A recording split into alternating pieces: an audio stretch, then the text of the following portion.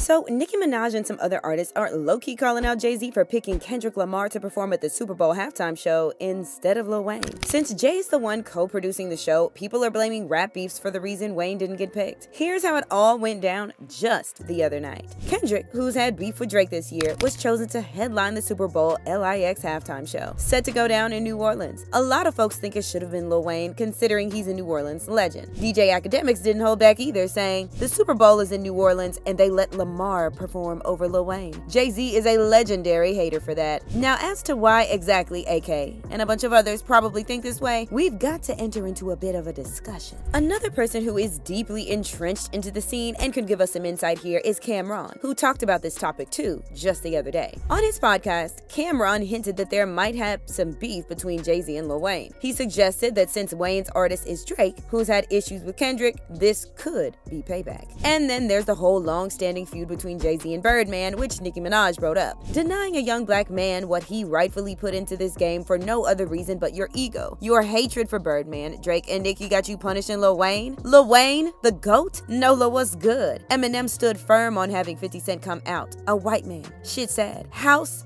tings. But it's good for them. No loyalty? Well, then we'll keep on sunning you. Hashtag DTLR, hashtag GagCityDC, LMFAO. But that wasn't all coming from Nicki. She had more in store for us. She also went on to say, you can love and respect Kendrick and still love and respect Wayne. Even Kendrick loves and respects Wayne. Every real rapper loves and respects Wayne. Tonight is the night. The whole DMV area, I'll see y'all soon. We will have a beautiful, magical, successful show. She really tried to make it look like she's got nothing against K-Dot and everything against Jay-Z. Pick your fights, Nicki. Am I right? Nobody wants smoke with Kendrick after what happened to Drake this year. Anyways, back to the topic. So Birdman signed Lil Wayne to his label way back in '98 and claimed Wayne was better than Jay-Z in 2009, sparking the drama. Even though Jay and Wayne seemed to squash their issues after Wayne became a co-owner of Jay's music platform Tidal in 2015, old beefs die hard, right? Nicki's got her own problems with Jay's camp too. She's had beef with Megan Thee Stallion, and earlier this year she came for Desiree Perez, Roc Nation's CEO, accusing her of firing people and trying to push Minaj out of the top spot in women's rap to make room for Megan. Nicki Minaj's drama with Jay-Z, Roc Nation, and Megan Thee Stallion is tied up in a web of industry beef, loyalty, and some serious perceived disrespect. Let's break it down. There's no official beef between Nicki and Jay-Z, but things seem tense for a few reasons. First off, there's the whole competition in the industry. Nicki's always been a top player in the game, and with more competition, tensions naturally build. Then there's her loyalty to her label, Young Money Cash Money, which has had its issues with Roc Nation artists in the past. That loyalty could be causing some friction. Plus, there's talk that Nicki feels like Jay-Z never gave her the support she deserved, which might be adding fuel to the fire. Now, the situation between Nicki and Megan Thee Stallion is way more public and heated. It seems like things kicked off after Megan teamed up with Cardi B for the song WAP back in 2020. Not long after that, Nicki started throwing subtle shots at Megan, hinting that she wasn't too happy about the collab. Things got real serious when Nicki started making references in her music to Megan's infamous shooting incident with Tory Lanez. In response, Megan dropped her track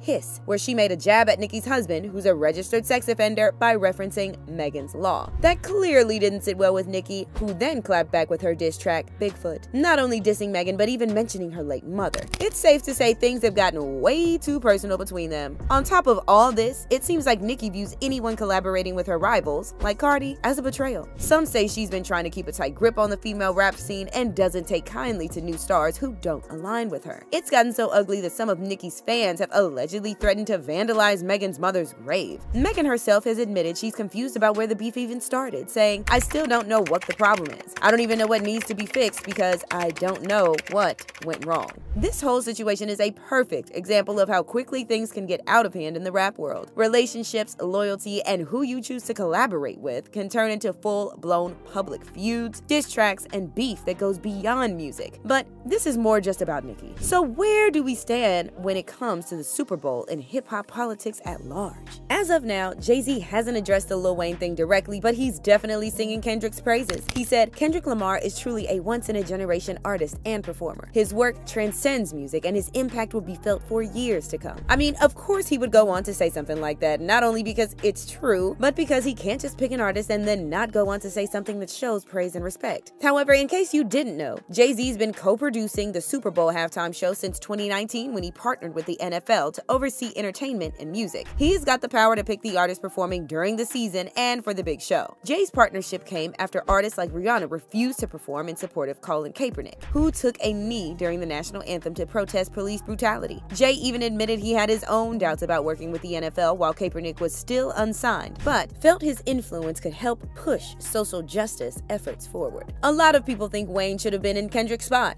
Master P, another New Orleans icon, said on Instagram that while Kendrick deserved it, Wayne should have been part of the celebration too, since he's one of the greatest rappers still doing it and he's a hometown hero. Cameron echoed the same thoughts on his podcast, saying, "It's in New Orleans and you don't get Lil Wayne? That makes no sense." Others pointed out that when the Super Bowl was in California, artists like Dr. Dre, Snoop Dogg, and Kendrick got to perform, so it feels like a snub not to have Louisiana artists represented this time. Boosie Badass didn't hold back either, saying, "It's a smack in the face to every hip-hop legend from Louisiana. How y'all acting like y'all cool with how they playing it for the Super Bowl?" Shaking my head. The most cultural city in the US, New Orleans. It's a smack in the face to every hip-hop legend from Louisiana. At Master P, at Birdman. This shows they never wanted y'all to kick in the door in the first place because they still trying to lock it. Super Bowl 22 was in Cali and Cali artists was allowed to do their thing and it was a great show. But now it's in Louisiana and no Louisiana legends can't do their thing. Hashtag, I don't respect it. Now, that's where we're left in terms of criticism. In terms of how things are looking at right now, this is where we're at. Like we've mentioned already, Kendrick Lamar is about to take over the NFL's